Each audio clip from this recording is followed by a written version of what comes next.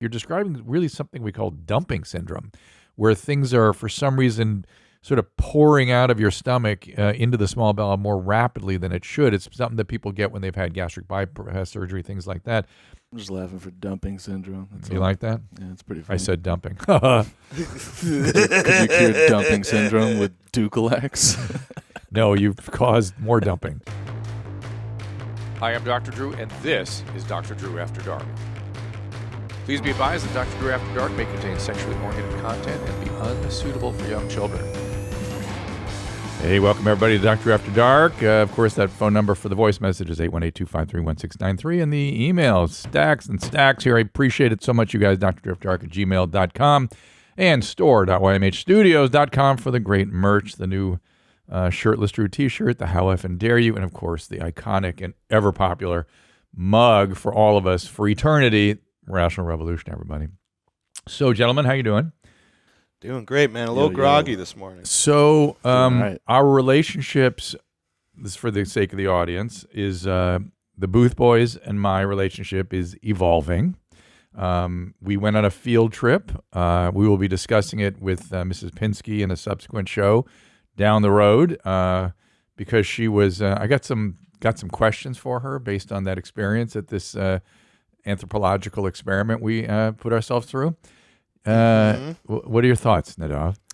I think that we finally did the thing that you wanted to do. That I wanted to do, that we've been talking about doing forever. You wanted to do it. Sure I've been saying this would be interesting, and it proved to be more interesting than I even imagined. It was even we had our traditional steak dinner, and then we couldn't decide whether we'd go sing karaoke because we couldn't decide.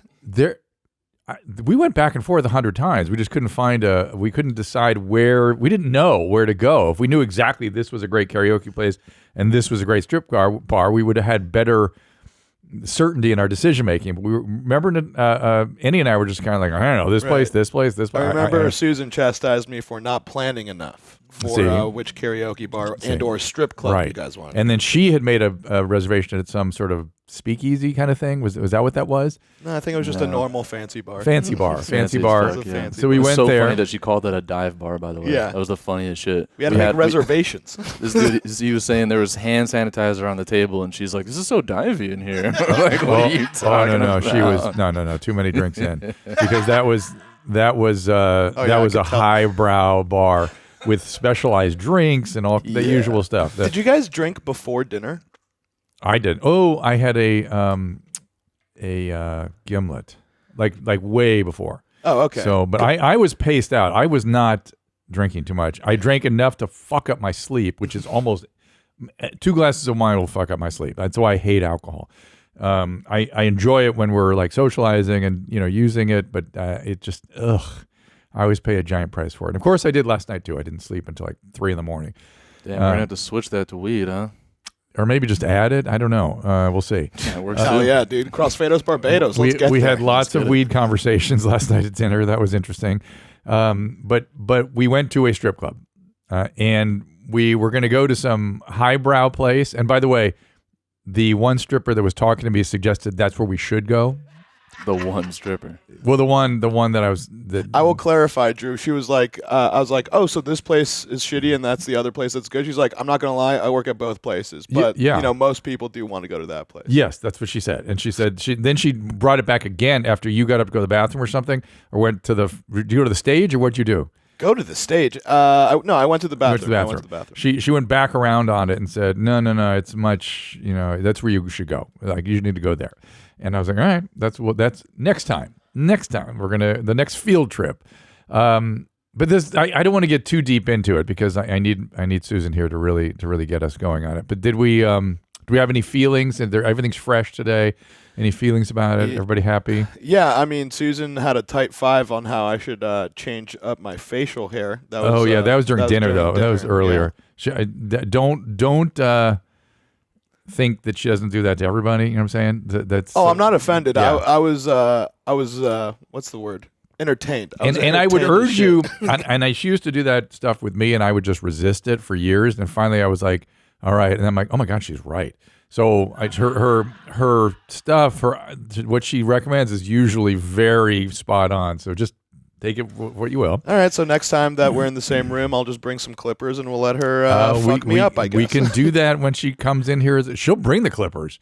If you want me to tell her to do so. Well, I'm not going to be here when she's not be here damn it. on. That's right. Damn. Zola. Oh, woof. Zola will be in here.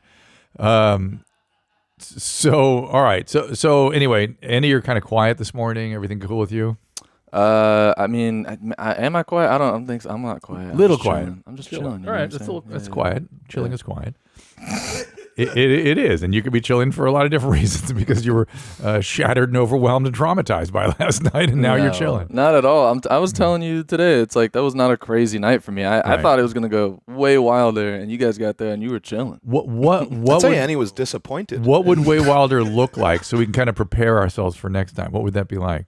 I mean, we could get in anything. It depends where that night took us. It could go to my place. It could go fucking to the next strip club. I don't know where the hell. I think Austin sleeps at 2 a.m., so I'd probably have to go to my place eventually. But is there more engagement with the strippers or something that we missed? I mean, should we have been? No one got a lap dance, so yeah. Right. So that would be the next level. Right. Hold on. You want to go back to a strip club, Drew? Well, we have to do that Palazzo place, and I know. Wait do you see when Susan gets in here? We'll see. She'll be the driving force one way or the other. Andy and I are right now planning karaoke, and I'm trying to get him to go to a gay bar, and he's resisting. So we'll see.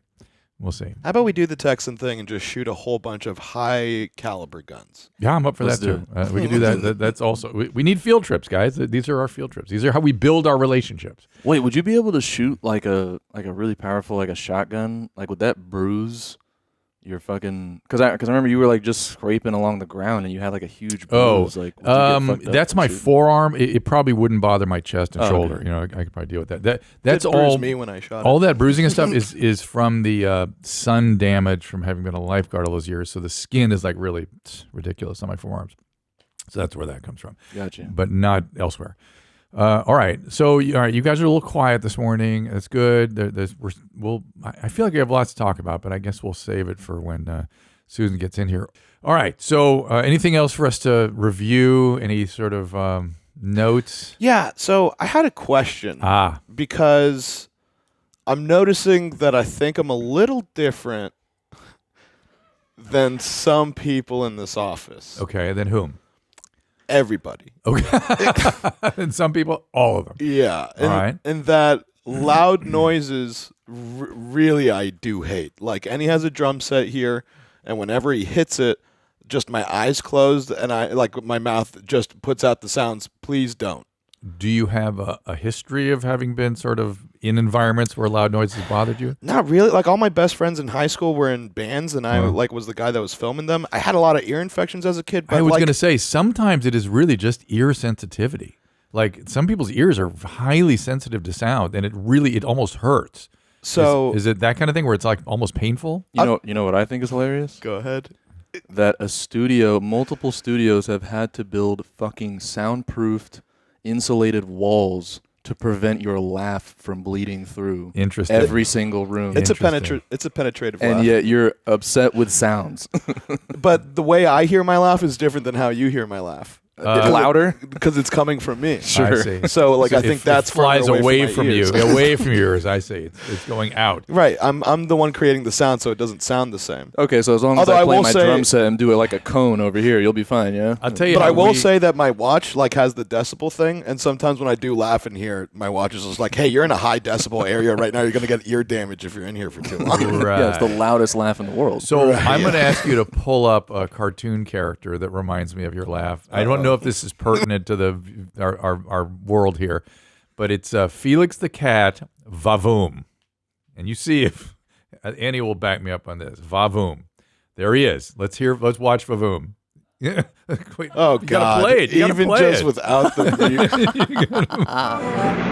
is Felix and Vavoom. They're coming up to We're going to my favorite fishing hole today. Uh-oh. Now what? There's a rock. Okay, Vavoom. Clear the road! And he destroys he creates a landslide. There it is. That's kind of like Nadav's laugh, isn't it? I like the picture better. The picture is better. Yeah, without the sound. I don't weaponize my laughter like that. I'm just saying, you're kind of the whole appearance, the whole sound, everything kind of. Whole appearance? Well, he's wearing like a skull cap type thing. I don't wear that. No. In terms of what in terms of what Annie's referring to, in terms of what it looks like when you're laughing, right? The visual is pertinent. Just the baboom opening part. my mouth. Yes. What? See there. That's the Dom's last. Annie, am I right? Annie? That image, so funny. Someone put that on the Dom's face. Very cool. Very cool. This is great. Next merch idea. Oh my God! I can't believe why did I think of this, and why is it working? That's even the funnier part. Oh my God! So I mean, we could just go back to my question. Yes, well, the question was: am I on the spectrum because I don't like loud sounds? So I understand what you're referring to in terms of spectrumy people becoming sort of, and also people with neuroprocessing their systems get overwhelmed really easily, and loud sounds can be a part of it.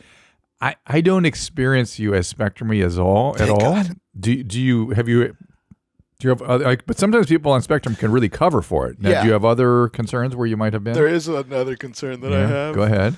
You know that show on Netflix, Atypical? Yeah. I only watched the first season because as I watched it, I really related to the autistic character. And I was I don't like how much I relate to this character. Can you give me an example? It was a long time ago. I think I blocked it out. I just remember it scared me how much. I was like, this is the guy that I relate to most in the show. And not all the other... and was he having trouble relating in relationships and that kind of stuff? Just like reading cues and also not liking loud sounds. I was just like, oh, I get that, dude. Yeah, I look, you could have spectrumy stuff and not be. We've talked about traits before. You're laughing. What's going on? I'm just embarrassed. well, the closer you get to the truth, the funnier it gets, and the more uncomfortable it gets.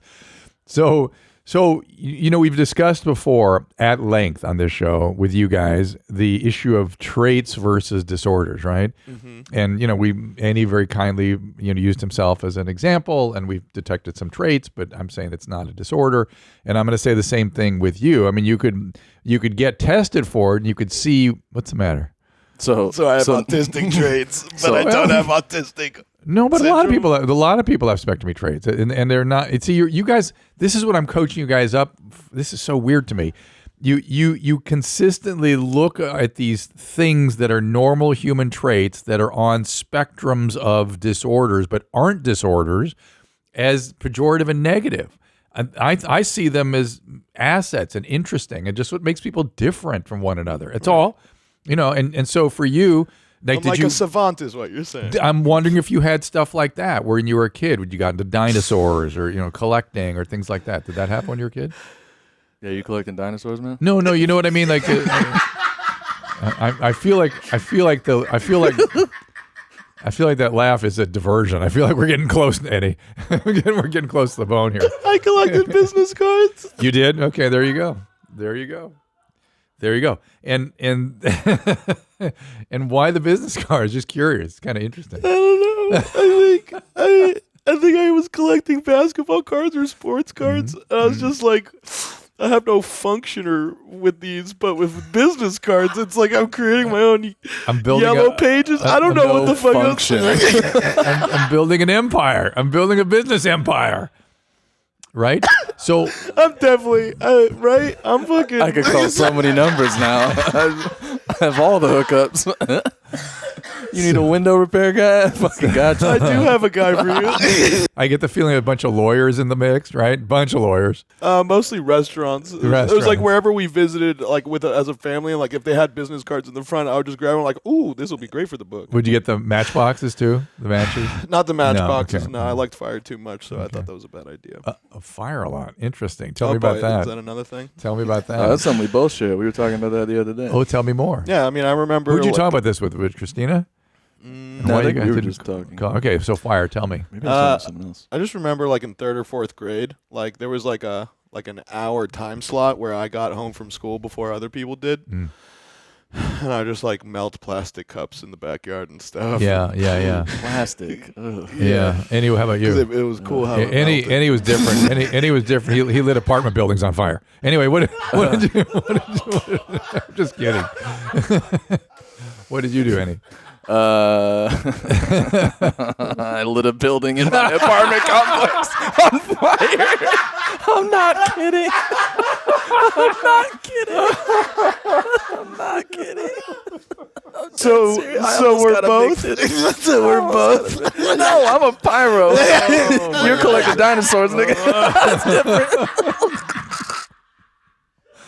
Wow. Woo. Oh my goodness. So yeah, I mean, Christina's interacting with you guys. You don't get into this shit with her, do you? I don't think. Come on now. I don't think she's heard any of this information. So from what me. what happened there, Annie? What went on? Was it an accident? Were you playing with matches or something? You think I'm gonna like It was on purpose, dog. Oh, it was hella on I'm gonna purpose. burn this shit down. There was just this chick. It was a hot ass chick. Janine should have done something. Anyway, Yeah. it was that girl, that you should have done something with, but you didn't because you're dumb. And so it was her, and I wanted to impress her in some way, even though I didn't know what the fuck to do with her. How old were you? I got her. How old were you? Fucking. How old were you? 11, 12, something like that. Yeah, perfect. Yeah, so first of all, let me just point out, why did God do this to 12-year-old males? Flooded his system with things that make his brain misfire and not know how to handle. Things that shit is going on in his body that he will not be able to handle until he's 29. And we give that to a 12-year-old. So here's what they do. They start lighting apartment buildings on fire. So go ahead, finish the thinking. I mean, yeah, you pretty much nailed it. Yeah. It was. I mean, I had no other way in my mind to impress her, and it was in front of me. And there was this bark on these trees in my neighborhood that it just like ripped off like paper. Yeah, the bark was just fucking, eucalyptus, maybe. I don't know. Yeah. It was we called it the paper trees. Yeah, Anyway, yeah. So I'd rip off some paper trees and I put it in like a big ass bundle. And we had a clubhouse in our apartment complex, and I just stuck it in all the corners. And I'm not thinking how crazy this is as I'm doing it. I'm just because she's smiling and having a good time. I'm like, this is this dude is cool. This is what we should have been doing this whole time. She's like a female Cartman in herself. Like that dude yeah, is cool. Oh yeah, she was yeah. We were horrible together. So did we see her last night at the strip club? Was she there? Probably. Janine, I hope you're doing good. Yeah. But yeah, Janine, shout out Janine. So anyway, yeah, I mean, we just put the bundles of all that shit in the corners and we lit it on fire, and I was sitting there watching it. Her and I were just sitting out there. We were watching it. I had a big ass fro, so it was like guaranteed that anyone who saw was gonna know exactly who the fuck it was. Right. But yeah, I'm looking at it, and then I look over and I see a dude like freak out. He looks at it and he's like like his fucking eyes lit up, and then in my head I'm like, oh, this is serious. Oh shit, I just set a building on fire. Like, oh, I gotta get the fuck out of here. And then I ran away. But what about Janine? Where'd she go? She ran with me. Okay. Yeah, we both ran together, but it was like, again, It's a bonding experience, much like last night. Felt about the same. Right. So yeah, okay. But again, I had a huge, gigantic fro, so they were like, yeah, it was some black guy in the neighborhood with only white people with a giant fro. That's I got to go wonder- well. I'm sorry. So yeah, we but I was underage, so we didn't get nothing actually happened to me. We just almost got evicted from the apartment complex. Almost. Wow. Yeah, nothing happened to me. We just almost got evicted. Yeah, keyword almost. And Nothing happened. the fire department's just immediately put it out successfully and whatever, right? I don't know. I wasn't there for it. But I mean, was that your apartment complex? Yeah. Where you came back, thing wasn't on the ground, right? You came back, everything was cool. No. Uh-oh. Yeah, that's gone now. Yeah, it's flowers now. They like put some flower bed or some shit there. Yeah. Yeah. Uh-oh. Uh-oh. Nobody died though. Nobody died. Oh, good. It's not flowers for people that died. Good. It's just a flower bed. It's just a bunch of little flowers and shit. You know. Wow, They changed it into that because too many kids were fucking with that clubhouse anyway. And Oh, they no, said, no. I mean, the clubhouse went to the ground, but I mean, the Yeah. apartment building didn't go away. No, it was an Okay. apartment complex. Yeah, so, yeah. No. Of Okay. course. Yeah, the clubhouse. Yeah, we got to get rid of that. That makes sense. You thought I meant I killed people? Not kill people, but I thought you destroyed a city block or something. No. And I'm like, I'm 11, no big deal. You almost got evicted. Yeah, almost got evicted. Exactly. Building's not there anymore. We almost got evicted. Woo. Okay. Wow. No, just a so, clubhouse. let me just point out a couple things. There's always more to be learned about people. Everybody, always more. Don't ever not ask people about themselves because humans are so interesting.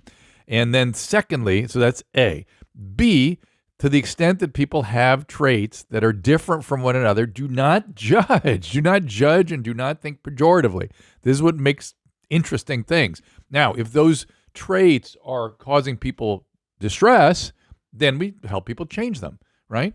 Or if they're so the worst is when they're causing other people distress. But when they're causing other people distress and the person with them doesn't care, well, that now is a different thing, right? That's now getting into sort of disordered territory, sort of. And I know both of you can go in and out of that. I understand. Mostly on you. Yeah, he can go, but he actually does. He kicks into that. He can not be that. If you remember, he was going to go get treatment and stuff. That's already different. You were going to go. I gave you a therapist. I gave you a referral back when you were in L.A. You don't remember that? No. Wait, what? What? Referral to what? To a therapist. What therapist? What are you talking about? I gave you must you have disassociated. You must have. I gave you to deal with the dissociation. I gave you a very specific referral, and you said, I'm going to do it, but, we're moving to Austin, so I may not get to this one, but when we get to Austin, we're finding more. That's classic me excuse. I like it. Yeah. No, I understand. You're like, that sounds like me. It sure does. Yeah, well, then we got to go back over this territory because you were somewhat motivated to deal with the dissociation primarily, right? No, I think I just made you think I was motivated. I wasn't motivated. I remember that because I remember you saying it in front of me. I'm just like, Mm. whoa, Annie, I'm like really proud of you. That's really mature of you to do. You did say that. And then just zero follow through. See, I think you're in kind of weird. I think that maybe it's just my own fucked up distortions, but I think now you're in denial, and I think that was more genuine. You could be been fucking with me straight. Then it's possible, but I think that was genuine, and you've lost connection with that, and that's all right. It's up to you. It's blowing my mind a little bit. I'm trying to think about it. Hmm? I don't think so. I think I just. No, because we got into we said I was going to, but wasn't. Because we got into some so. deep territory of looking at the traumas and stuff, and looking at what it was doing and how it was manifesting in the present moment, and all the dissociation and stuff. And you're like, I got to do something about that. It's just a pragmatic issue. Huh? Well, we're not there now. I'll get right on that. We're not there now. I'm gonna get right on it. It's not on the show. We have to. Speaking of emotional detachment, I've got an email here. With the availability of comeback videos and surge of videos involving cops, I've noticed the violence shown in those videos doesn't bother me. Any? The larger context has an effect, but especially now I've noticed I'm detaching from the emotional response that other people might expect. Someone once said a driving reason people are drawn to those types of videos or images is a survival trait. No. Or a way to analyze the mistakes in order to survive longer. No. Is there any weight to that argument, or am I just fucked in the head? For other people who are going to end up seeing the videos and pictures coming out recently, is there any evidence to help people process the things they're likely to see? Just a reminder, dick sucks ain't cheating. Oh, yeah, you don't know that one. I got to see that one, right? It's an old reference, yeah. Oh, an old one, all right. Piss me, beat me, be able to come up in May, etc. So there's a few possibilities here. One is that you are desensitized, that you're just seeing so much of this shit that you're not letting it in. That is an adaptive mechanism. That is a survival mechanism that once it gets deeply into you becomes dysfunctional when you're not in violent situations, because you've seen Annie can dissociate in lots of situations. You might dissociate in situations where you should be fully present. So that's one possibility. The other possibility is that you already dissociate, and that would be, if you've had childhood trauma, that you learn to do that as an adaptive strategy. So in a sense, what people were telling you, let's see, a survival trait, these are survival mechanisms that you're manifesting, but they're not, you put kind of a nice gloss on it. Yes, these are survival, these are normal, but they end up causing you trouble if you don't watch out for it, because you can start to use those same sort of emotional detachments in situations where you should care what's happening, and it keeps you from being fully present. And so be careful. Be careful. Can you guys relate to that? Yeah, I mean, Anna, you do that, right? Do what? I'll tell you what. Oh man, he's fully dissociated.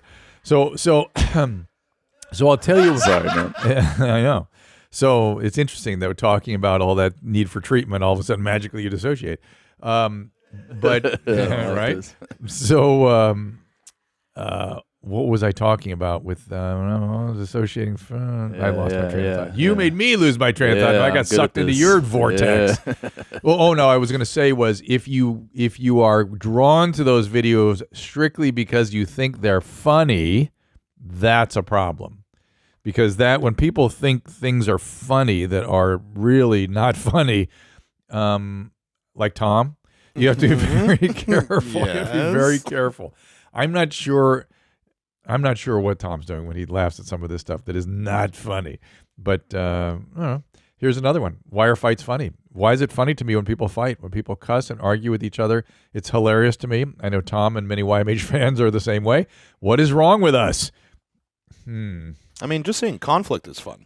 That's a good show. But isn't that the same thing, that it's not funny technically? Like, why are we still laughing at it? Isn't that the same thing? Yeah, it's the same thing. And it's funny. Making it funny is a way of distancing yourself from it, right? It's just, you laugh at it as a way of sort of managing it and diffusing it in a way. But to not appreciate that things that are horrible or hilarious are actually horrible. I mean, look, Tom's looked at the videos of himself and understand that was horrible, right? So you can appreciate that. And so he can now relate that over to some of these other videos we look at that are horrible, but there is something in the human, okay, so here's the real part, that makes us laugh at pratfalls and falls. We think it's funny. And now, back in our evolutionary heritage, smiling and laughter used to be a sign of aggression. And it used to be a collective thing. If you've seen how chimpanzees, get together and howl, right? And shake their head and kind of smile. That's our heritage. That's our heritage. And so it's almost like a like we're sharing it together as a way of making it less impactful on us. Does that make sense? Am I describing that well? I think so. Give me a pack of chimpanzees laughing and smiling, like the kind of thing. You'll see what I'm talking about. The humans, this is what we do here at your mom's house, exactly this. So, okay. Yeah. Oh, yeah, this is that, right? There's no video, though. We need a video of that. They're just like us. Yes, they're just like us. We share, except for about 300 gene pairs, we share everything with them. This is orangutan stuff, right? Oh, there they go. This is a little too. This isn't. No, this is what we're looking for. No. Yeah, but you will see when they get together and they sort of laugh together. It's kind of an aggression thing. It's really not just it's bonding. It's collective, but it's an aggression sort of projected outwards, right? And it's sort of a way of saying that's not me. That's the other. Thank goodness I didn't fall on my face like that. It's kind of in that zone. So it's not problematic unless you really lose the ability to appreciate other people are miserable when they have these experiences. You're looking at lots of stuff here. You've gone down what is he doing? You've gone down a crazy rabbit hole I here. kind of forgot what I was looking for. We're looking for a group expressing. How about a group of chimpanzees expressing aggression? How about that? Old fucking dinosaur collector over here. I know. It was business cards. It was business cards. I could use them. Way better than dinosaurs. No, literally look up chimpanzee. How effing dare you, Drew? How effing dare you? Look up a group of chimpanzees expressing aggression. Something like that. And you'll see it looks like they're laughing. I think that's the way to approach it.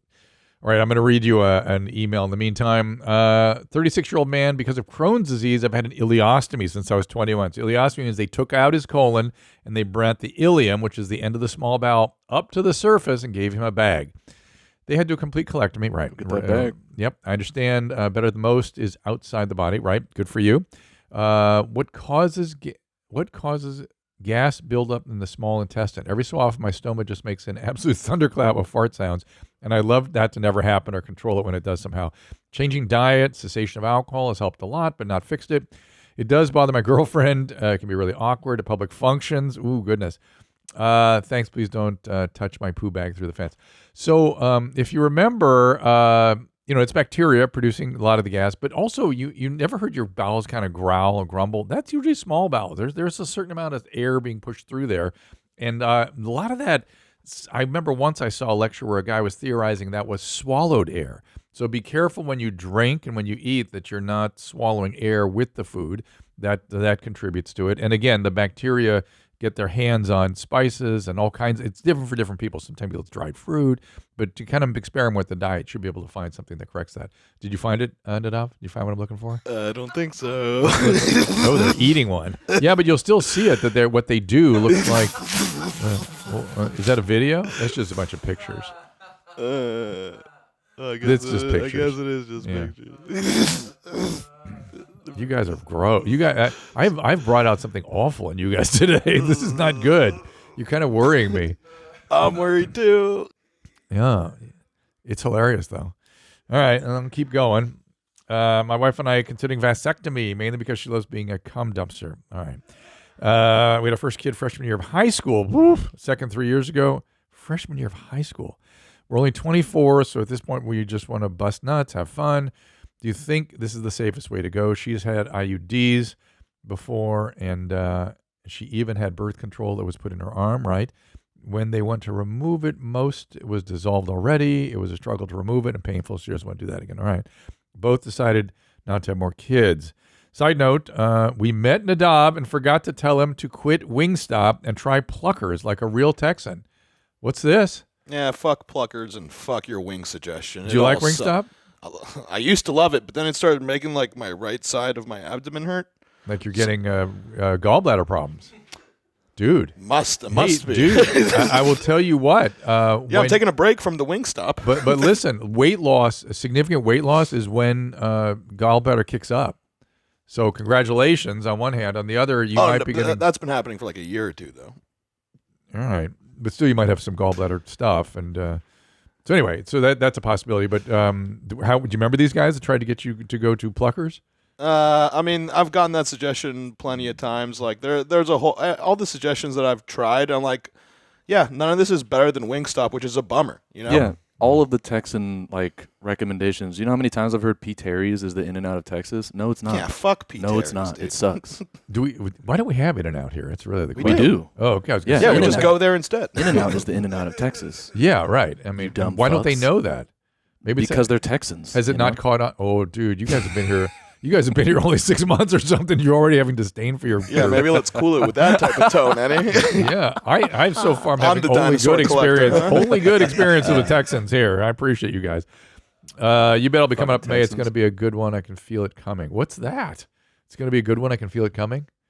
You guys know what that is? Oh, that's Leo again. Or that's Ed Asner. Yeah. Classic. You know, at the strip club last night, I noticed there was a lot of kings above 18 and Ed Asner types there. You know what I'm saying? Yeah, it's a strip club, Drew. Well, let's talk about that first. Well, maybe we'll wait for Susan for a second. But saying goodbye to high interest rate credit card debt, first step towards financial independence, but people get stuck on that hamster wheel, and that is where Upstart comes in. Upstart-powered personal loans can help you pay down the high-interest debt, all online with simple and easy-to-use, easy-to-understand payment terms. Upstart has helped over 1.8 million customers on their path to financial freedom. That's right, whether it's paying off credit card debts, consolidating high-interest debt, or funding personal expenses, Upstart can help you get one fixed monthly payment with a clear payoff date. Upstart knows you are more than just your credit score, so rather than looking at your credit score alone, Upstart model considers other factors like your income, employment, and other information provided in your loan application to find you a smarter rate for your loan. That's right. You can check your rate in just minutes. Don't wait. Check your rate today at upstart.com/Dr. Drew. That is upstart.com/Dr. Drew to check your rate today. Don't forget to use our URL to let them know that we sent you. Loan amounts will be determined based on your credit, income, and certain other information provided in your loan application. Go to upstart.com/Dr. Drew. Have you heard about how Oprah Winfrey made $60 million from flipping a painting? That's right, a painting. What you didn't know is that you don't have to have Oprah-level money to get involved in this, because there is this platform called Masterworks. Whether you're an art person or not, you're going to want to listen to this, because Masterworks makes big-time artwork available for you as an investment. That's right. That means like a Picasso in your portfolio right there with your stocks and crypto. Masterworks make it so you don't need to buy the whole painting, because you can hold shares in a piece of the painting instead. This means you can invest in an art at a price that works for you. It's fun to be a part of a cultural phenomenon, and there is no art expertise required. Our viewers can skip their wait list. Go to masterworks.art/Drew. See important Regulation A disclosures at masterworks.io/CD. That's masterworks.art/Drew. But so that's where old dudes go to die? I remember as like, they're some performers on the stage. There's Yeah. performers walking around. And, Yeah. you know, we're all just kind of eyeing and like seeing what we like. And Yeah. you just keep on shoulder tapping me. You're like, hey, look at that huge dude in the booth right behind you. I'm like, I'm not turning my head, Drew. This isn't. It was like an anthropology trip to me. And I felt bad for these girls. Okay, so here's where my head goes with these women, which is they're having to sit in their lap and they're sort of behaving like they're young, and it's like, ugh, this is somebody's daughter, and It's of a course, strip club. and I know they want to do that. It's not like they need to be rescued by me. It's just sort of like, ugh. And I also thought there was a whole interesting phenomenon going on there that I saw. We're going to talk to Susan about, which is how the strippers relate to the straight women that are there. Did you notice that? Oh, they love them. They do. I thought that almost like that's a break from the King Above 18. You know what I mean? Yeah, because Like- there's no grossness involved in that. Right. Like, they're there just for pure fun. Right. And so that, to me, that made the grossness stand out more, you know? And so it made me feel bad for some of these girls, but whatever. I mean, they're making a living and whatever, you know, and I do not judge. Trust me. It's not being judgmental. It's just that it's like, ugh. Yeah, strip clubs can be pretty sad places, man. It wasn't sad. I guess I wasn't sad. Feeling bad was not sad. It was just sort of like, I don't know what that feeling is. Maybe it'll come to me later, because it maybe that's part of my codependency. I kind of wanted to rescue or something. I don't know. Very interesting. So anyway, We could start a stripper shelter if you want to start. no, I'm not adopting. interested. I'm not interested in helping him. But back to the vasectomy dude. He's young, 24. You're going to have difficulty finding someone to do that for you. They typically will try to discourage you until you're at least into your 30s. But yeah, it's a great way to go. Your girlfriend, I guess she's girlfriend. Why don't you marry your girlfriend? You got a bunch of kids with her, and you like her, and you want to, as you say, bust nuts with her. Good for you. How about and she doesn't like birth control, and she's tried the implantable types, and she could still go with the shots, but those has lots of side effects, so I understand that. And she could go back to the IUDs, right, as well, if that was something that worked for you guys. But yeah, if you want to do a vasectomy, that's fine. So urine stream sometimes forks, gentlemen. My urine stream sometimes forked, for lack of a better term. It's called split stream. Actually, formally has a formal name. You guys ever had a split stream urination? Split stream? Yeah. Forks? After I come. Yeah. Right.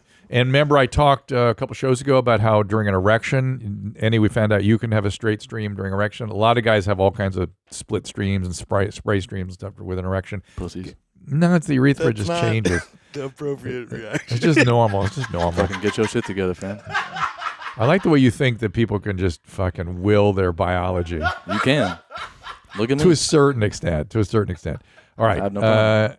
My 29-year-old male urine stream will split into two, then quickly return to single stream right as I start peeing. Right. Meantime, you've sprayed the wall and the trash can. There's no discomfort to any of this. It will only happen after masturbating sex, as we just discussed. Rarely after waking up. This doesn't happen more than once or twice a month. Just want to know, should I be concerned? No, it's often after ejaculating. It can be a sign of urethritis or an STI, but it is not typically so. It is also a common thing. Is it maybe also that he's maybe got too much cum in that urethra? No, that it's just that squeeze out? it's just that the urethra sort of it's not its normal function when there's sort of other fluid in there. There's a thicker fluid sort of still left behind, and it changes maybe it sticks at the tip, or all kinds of stuff can happen. And and sometimes it's even just the arousal. There's kind of an erection left behind, and that can cause stream splits. So let's hear a voice message. Hi there, Dr. Drew. My name's Jeff from Austin, Texas. Oh. I'm calling because I have a question about a friend of mine. Some of my friends and I do a podcast, and on it a couple weeks ago, we found out that one of our friends, who I'll just call Mark, does a very specific thing where anytime he goes somewhere new, he needs to masturbate there. Be it a friend's house, a church, a national theme park chain, anywhere Mark goes, he decides to make white.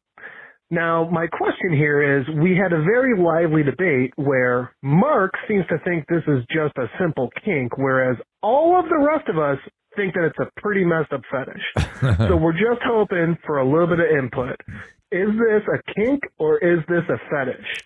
Thanks. I hope to hear back from you soon. And, well, if it's someplace new, you can pretty much bet Mark's coming up in May. Yeah, he Talk is. to you later. Bye. Well done.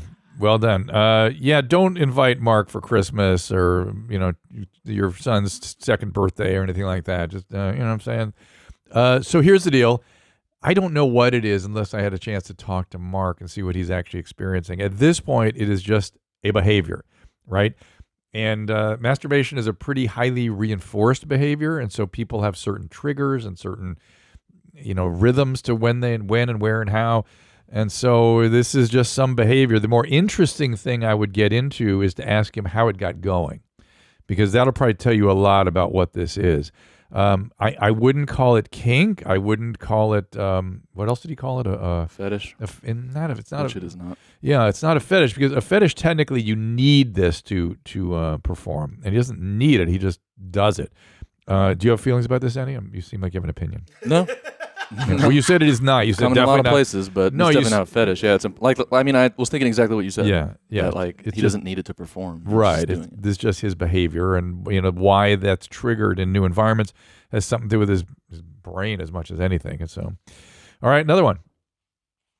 Hey, Mommy. So I just finished listening to the podcast you did with your wonderful wife, and I was wondering if you could clear up a few things when it comes to being perimenopausal. What are some of the things we should look for, and what we should ask our doctors about? Also, I kind of heard, I think on Where My Mom's At, that there were some body changes that Susan experienced after getting on testosterone, and I wanted to know if maybe you could go over some of that.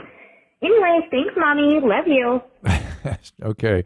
So she's saying the body change that Susan had after testosterone. She, her muscle tone, her muscle mass changed, and she actually carried herself differently. I mean, her core strength just went up. She looked different. And when you're, look what happens to women as they age. Their spine starts to curve, their core starts to, it's just a normal sort of, what are you looking up here? Old women. Look at old women's spine. That's where you'll really get it.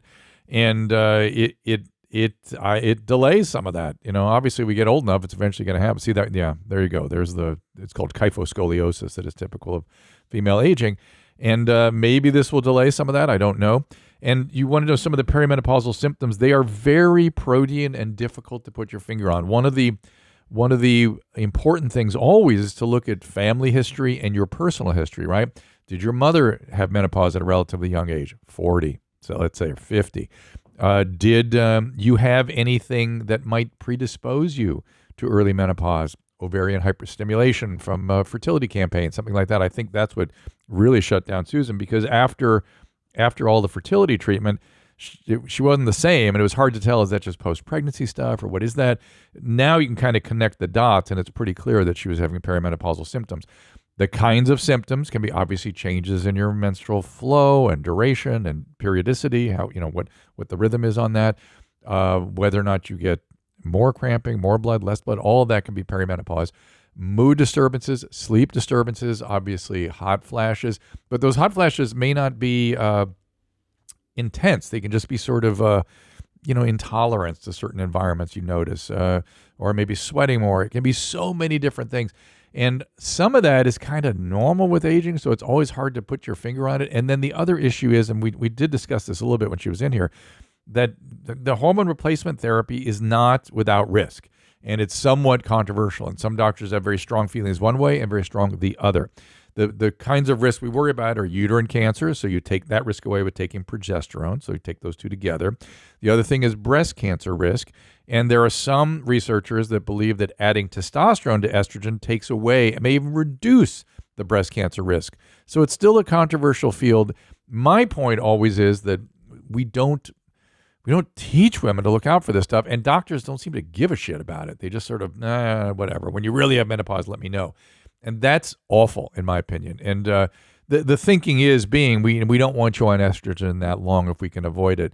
But, sometimes just a little bit can really help, both estrogen and testosterone, when you're going through this. And, if you're wondering about it, if you have sleep disturbances, mood disturbances, menstrual irregularities, mom got menopause at 45 or 50, I would look pretty strongly into it. So let me take this email. I was addicted to pain pills from 18 to 21, then started using heroin. That's how it always goes. I got scared when I started heroin, so I told my mom. She helped me get Suboxone. Saved my life. I've been clean about 10 years from heroin. Haven't taken Suboxone for about 8 years. Got prescribed Percocet with my wisdom teeth. Well done, dentist. I took them because I was in pain and they made me so sick. I was just wondering why that is, since I used to love them so much. Same for when I drink. I don't really get drunk. I just get a headache. Love the show. Keep them jeans high and tight. Interesting. Yeah, that is interesting. And I've not really seen that. Now, I will tell you, you started using opiates in your adolescence, and adolescent brains are very different.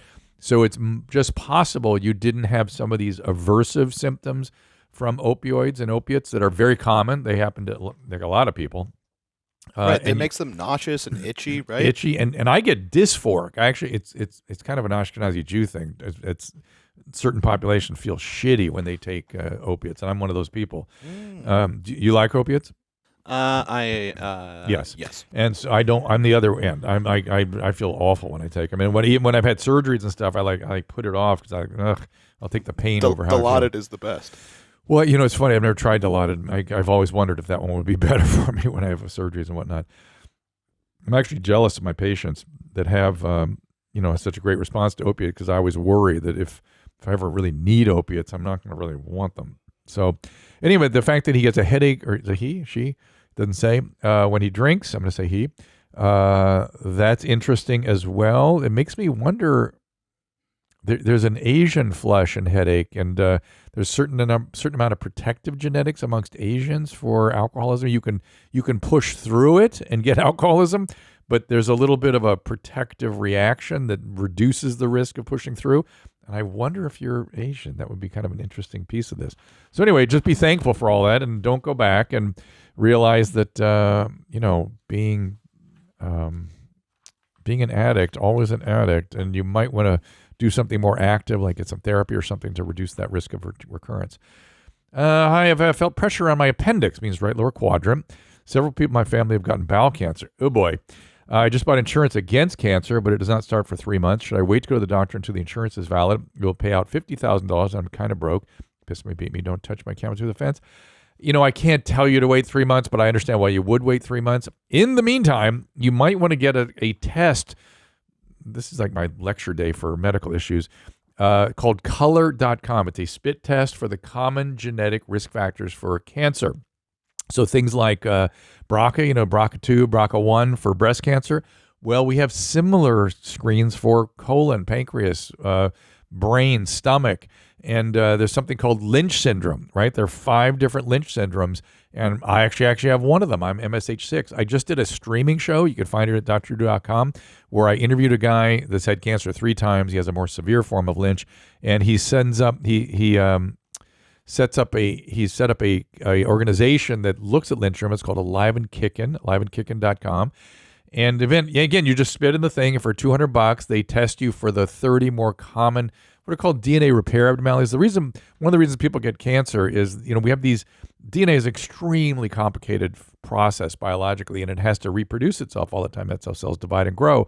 And inevitably there are errors, right, in the base pairing that is the ladder of DNA. And we have a whole system in our cells that repairs the mistakes.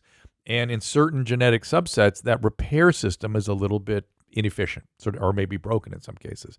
And that increases the likelihood that one of those mistakes is going to get through, and that's a cancer. And then you have your immune system that can come in and kick it out. And when you're young, the immune system is very robust, and we can pick those things up. But as you get older, you miss some of these things.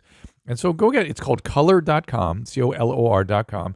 And if you are positive, they will test your first-degree relatives for $50. I think this, I was talking to that guy. I was telling you, did the interview with the Alive and Kickin' guy. And when he had his Lynch syndrome first diagnosed, it cost $15,000 to do the genetic testing. And that was only 10 years ago.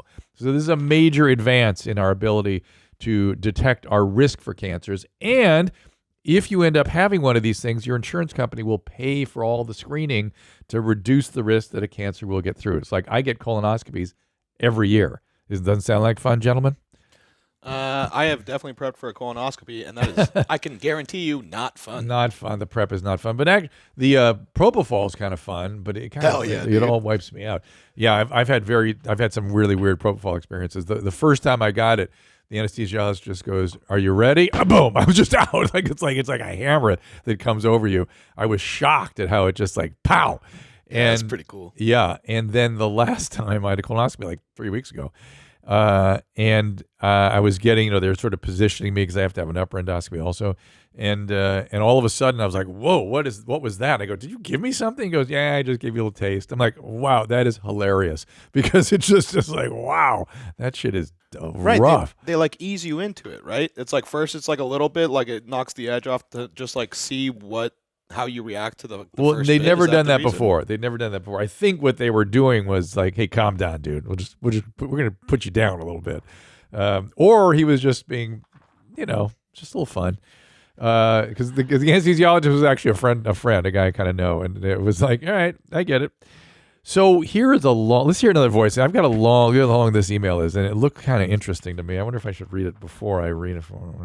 Hey, Dr. Drew, this is Carson. So, I was wondering, first of all, how'd you get a job here, you fuckface?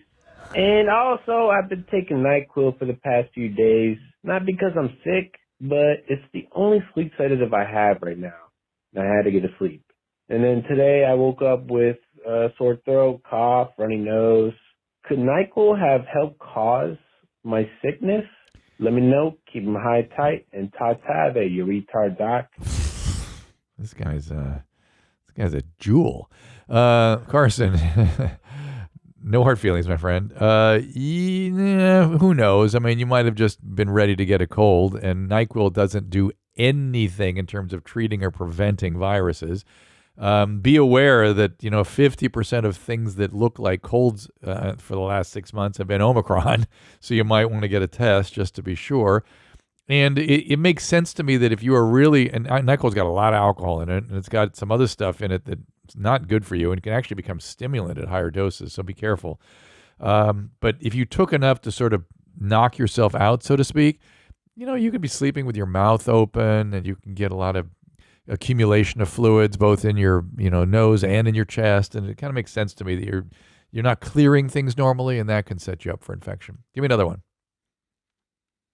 Hi, Dr. Drew. This is Lauren. I am a 23-year-old from Daytona Beach, Florida, and I have this new issue where I went poop the other day and wiped, and there was a shitload of blood.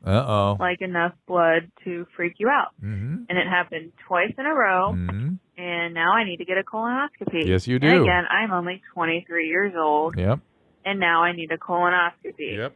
Do you know why this might be happening, or am I basically just going to die? No. Thanks.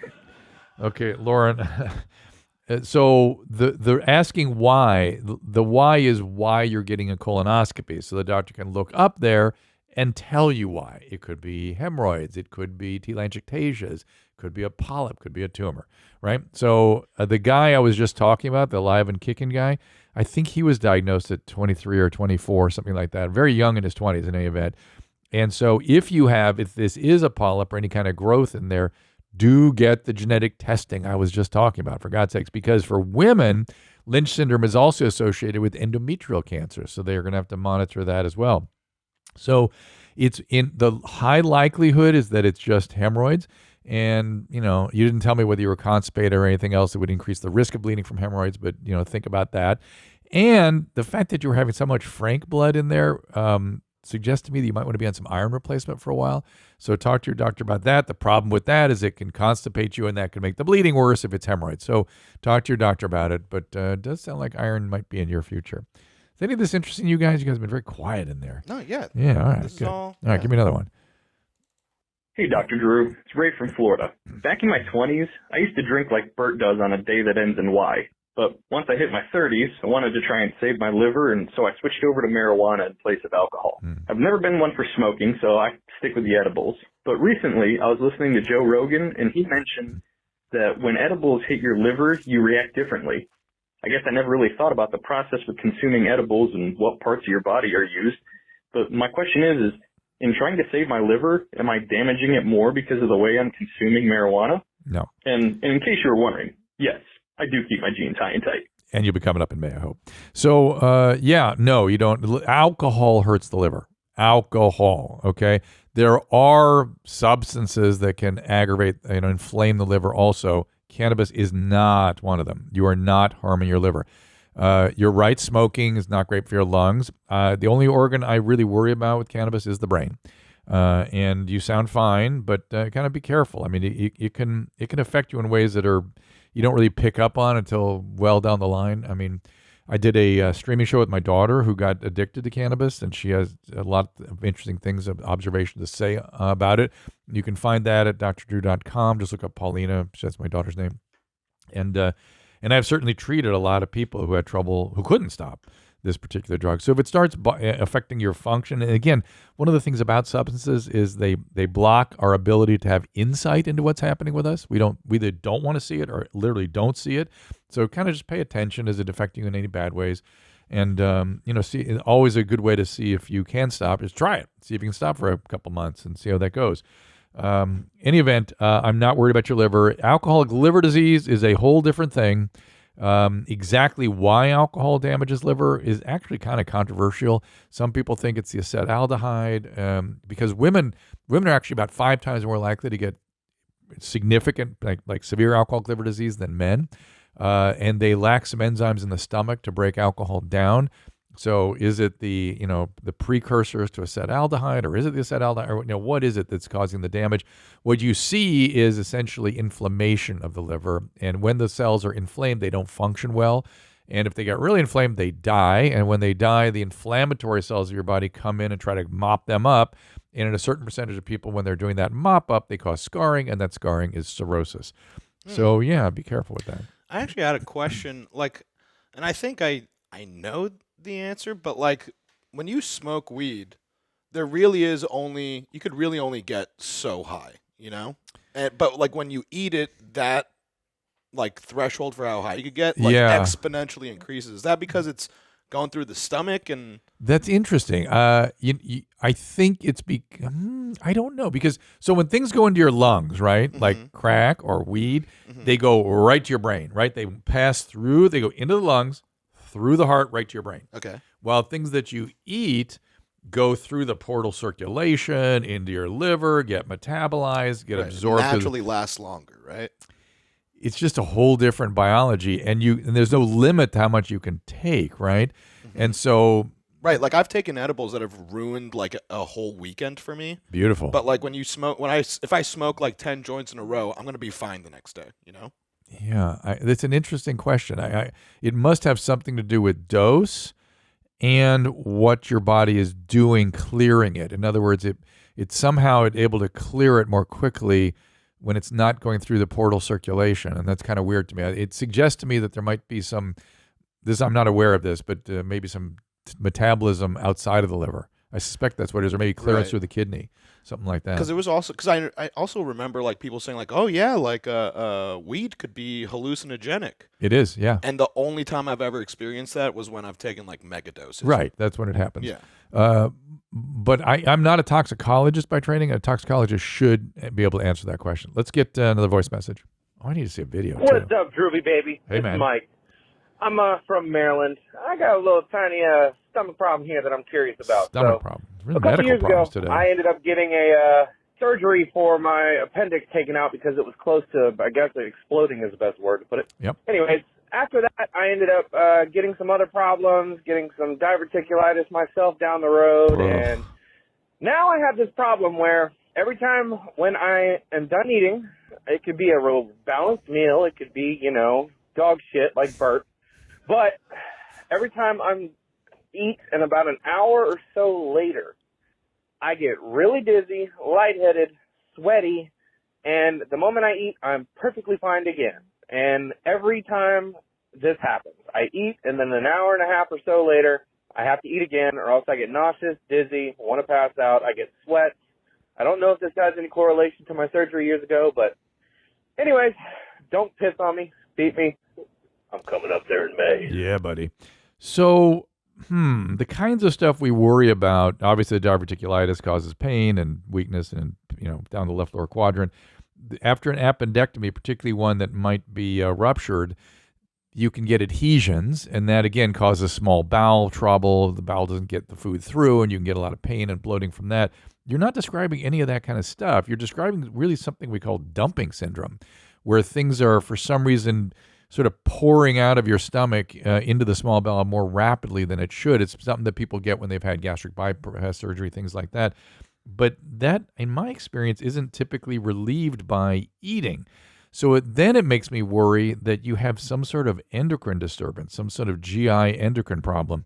And there are weird endocrine disorders that can cause this kind of stuff, like even like an insulinoma and stuff like that.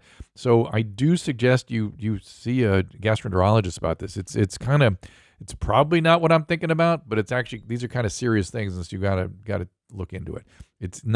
You're not fitting what you would normally expect from your post-appy and your diverticulitis. Let me see a couple TikToks. Come on now. Finish up with this. Let's Here go. it comes. I'm just laughing for dumping syndrome. That's You all. like that? Yeah, it's pretty funny. I said dumping. Could you cure dumping syndrome with Dukalax? No, you've caused more dumping with Dukalax.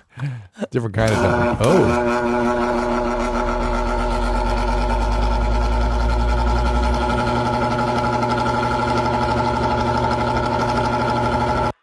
That's hysterical. I like that.